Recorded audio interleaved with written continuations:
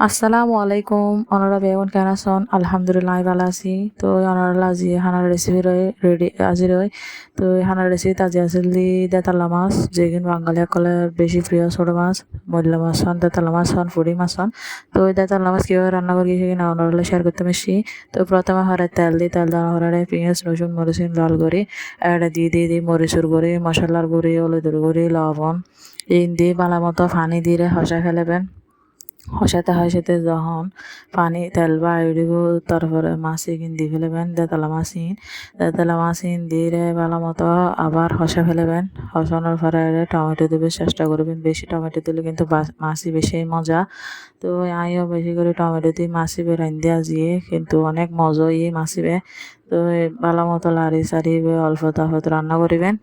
অল্প তাপত রান্না করানোর পরে আমার মাছ রেডি হয়ে যাবো মাছিবে কিন্তু বেশ মজা আমরা হাইসাই এরকম করে রান্না করি কে মাখি রাঁধে কে হসাই রাঁধে তো আমি হসাই রাঁধে আজি আমি সবসময় কিন্তু মাখি রাঁধি মাছিবে